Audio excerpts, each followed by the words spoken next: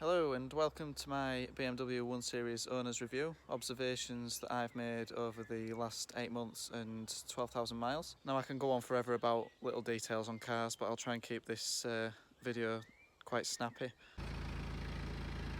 Now my biggest note about the engine is the noise that it makes. I really don't like the sort of ticking that it makes on tickover, funnily enough. But otherwise, the engine pulls all the way through the rev range really good. It doesn't have any lag. It drives quite like a lower output petrol, and sounds good once you're on the road. So obviously the exterior noise isn't a problem when you're driving the car. You can actually see and hear quite a lot better what I mean. So look at that rock start there. It creates like a waving motion on the video. You can't really see exactly how much it's rocking.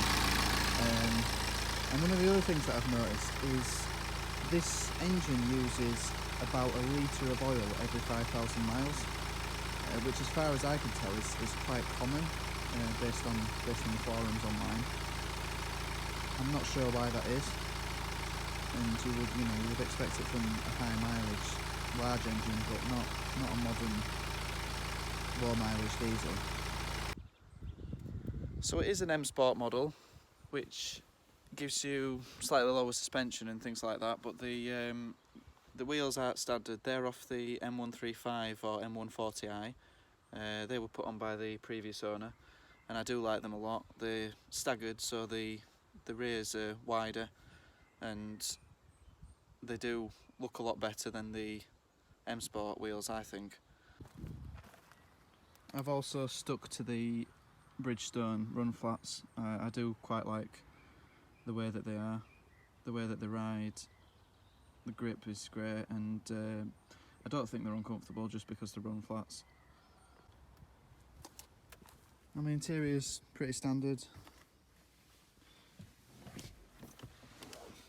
but not too bad, just normal and acceptable. So mine doesn't have the sat-nav, which I did think it was going to have. The issue I have with it is that I can't connect my phone to the car. So it does have Bluetooth. It's got Bluetooth hands-free calls, but for some reason you can't connect your audio. It does have an AUX in here and a USB, which makes you think that it's going to have iPod connectivity. It doesn't.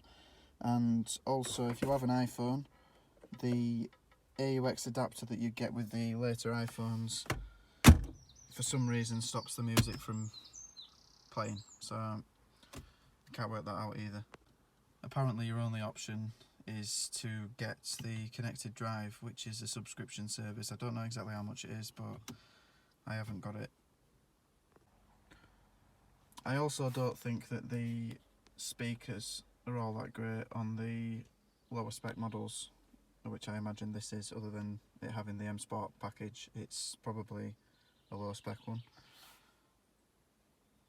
Cup holders are an important thing for me. There's two in the centre, and that's all you get in the car, other than suppose there could be bottle holders in the door cards on the front.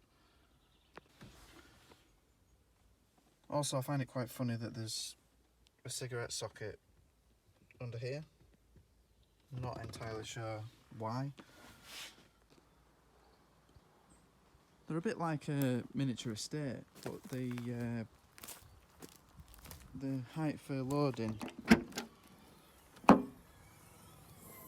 is a lot higher than the boot floor, and also the boot floor isn't level, which I find really strange as well.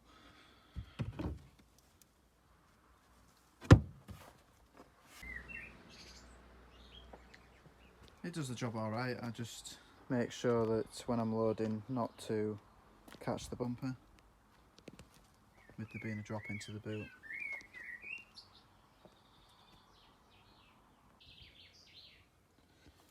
I've always found the rear seats in BMWs look a bit weird. I don't know why, they just look weird to me.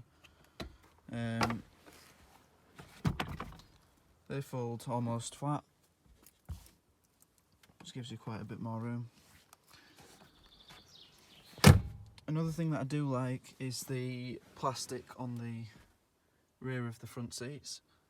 As you can see, my son's kicked this quite a bit, but with it just being plastic, I'd be able to clean it up if I wanted to.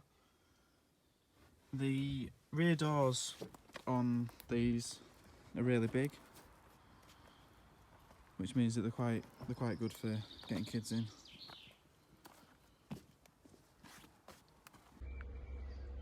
So something that annoys me a little bit is you've got your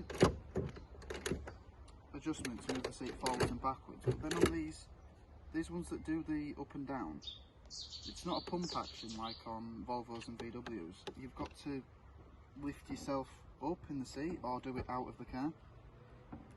So you can't really do that while you're driving. And then for the back one, also, not keen. They look a bit plain without the M Sport package that this has, so you get slightly improved bumpers. You normally get some different 18-inch wheels.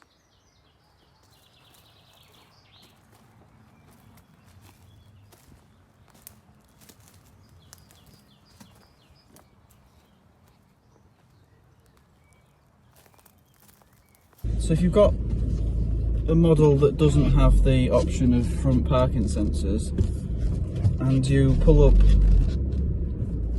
in a parking space or with something behind you,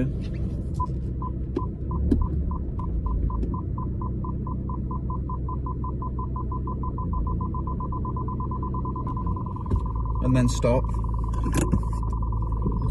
Now there's no way of switching that off, that noise. Your only option is to turn the car off.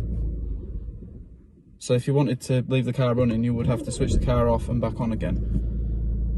On the models with front parking sensors, there is a button on the dash or somewhere to switch that off, and this is the same in the 3 Series. I find that incredibly annoying because there's plenty of times when you'll park up briefly and not want to move off again, and that's just stupid.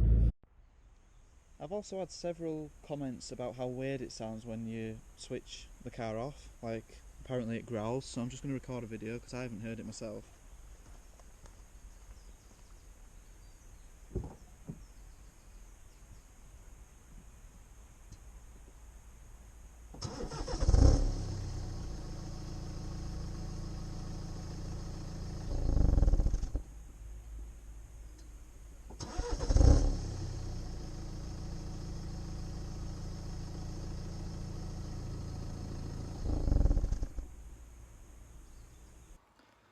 So that's my brief observations of the car over the last 8 months.